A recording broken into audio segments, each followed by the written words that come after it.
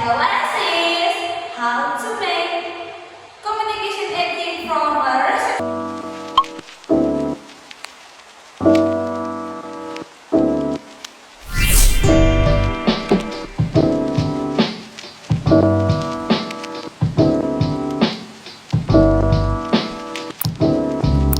Selamat pagi semuanya, saya Jason. Sini saya akan menjelaskan pelayanan dalam resepsionis. Oke, yang pertama itu proses check-in, check-out. Yang pertamanya menyambut tamu dengan ramah. Sebagai wajah dari sebuah hotel, kita harus memberikan pelayanan yang terbaik. Yang dimulai dengan menyambut tamu. Kita harus menyambut tamu dengan penuh antusias dan memberikan senyuman kita, membuat mereka nyaman dengan apa yang kita lakukan atau yang kita buat kepada mereka. Terus yang kedua, memeriksa reservasi. Oke, di hotel itu ada dua proses reservasinya. Itu bisa booking melalui telepon atau bisa langsung atau bisa disebut dalam hotel itu walk-in guest. Kalau proses reservasi yang pertama itu ketika kita ada tamu reservasi, kita harus mencatat atau menulis semua salinan apa yang tamu itu reservasi supaya tidak ada keliruan. Sudah kita catat semua, kita wajib juga memberitahukan kepada tamu itu juga mengulangi apa yang dia reservasi apa yang dia inginkan supaya meminimalisir kesalahan. Oke. Yang ketiga, memberikan informasi tentang fasilitas hotel. Seorang staf resepsionis juga harus menjelaskan semua fasilitas yang ada di hotel, entah itu eksternal maupun internal. Contohnya untuk internal, kita harus menjelaskan semua fasilitas yang ada di hotel, seperti di hotel juga punya restoran, fasilitas lainnya spa atau gym atau banyak fasilitas lainnya. Yang kedua itu eksternal, bukan hanya menjelaskan semua fasilitas yang ada di hotel, kita juga harus menjelaskan fasilitas yang ada di luar hotel. Kita mencontoh misalnya, ketika ada tamu datang di hotel dengan baju, dia menanyakan berikutnya adalah penanganan keluhan tamu. Yang pertama, mendengarkan keluhan tamu dengan baik. Ketika ada tamu yang entah itu mengeluh atau komplain, kita harus mendengarkan mereka. Yang pertama kita screening dulu, menanyakan keluhannya apa, dan memberikan solusi yang terhadap apa yang dia keluhkan dan menangannya dengan cepat. Oke. Kedua, mencari solusi yang memuaskan tamu. Kita juga harus ketika ada tamu memiliki kebingungan atau confused atau memiliki masalah, kita harus membantu mereka untuk mencari solusi yang terbaik dengan cepat supaya mereka tidak mengalami kebingungan lagi. Terus yang ketiga, mengkomunikasikan dengan jelas. Kita harus memberikan solusi kita dengan jelas kepada tamu supaya mereka mudah memahami. Ini adalah keterampilan berkomunikasi. Yang pertama, melakukan komunikasi misalnya. Oke, ketika ada tamu, ketika kita memberikan informasi kepada tamu secara langsung atau tatap muka, kita harus menggunakan etika komunikasi yang baik, menyampaikan dengan tutur kata yang baik kepada tamu dan yang jelas supaya mereka lebih memahami. Oke, yang kedua, komunikasi tulisan yang efektif. Kebalikan dari komunikasi secara lisan. Efektif ini misalnya lewat media sosial. Misalnya kita memberi pesan kepada tamu lewat email. Bagaimana cara memberi pesan yang baik dengan memperhatikan kaidah kata-kata yang baik dan etika komunikasi yang baik kepada tamu supaya mereka tidak merasa tersinggung dengan apa yang kita sampaikan.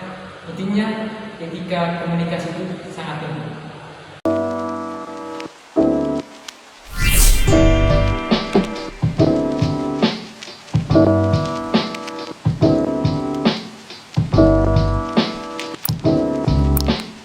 Poin yang berikutnya yaitu etika komunikasi bagi seorang resepsionis. Di setiap tempat kerja, etika itu sangat diperlukan. Di mana-mana kita pasti menemukan etika dari seorang pekerja. Etika itu bisa memberikan kesan dan pesan bagi kita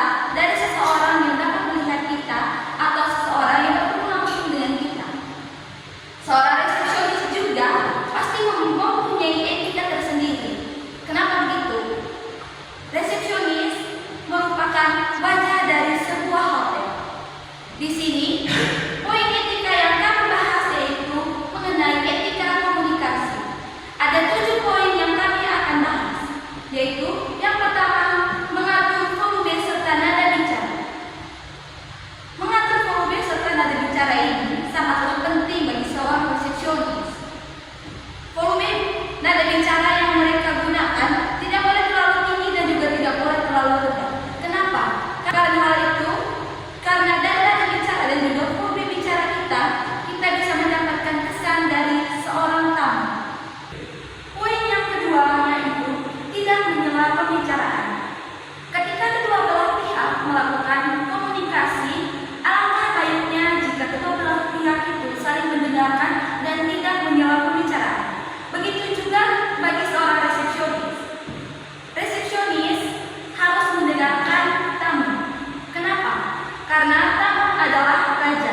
Jadi, resepsionis harus bisa mendengarkan dan tidak boleh menyela pembicaraan dari tamu. Poin yang ketiga yaitu fokus terhadap topik pembicaraan.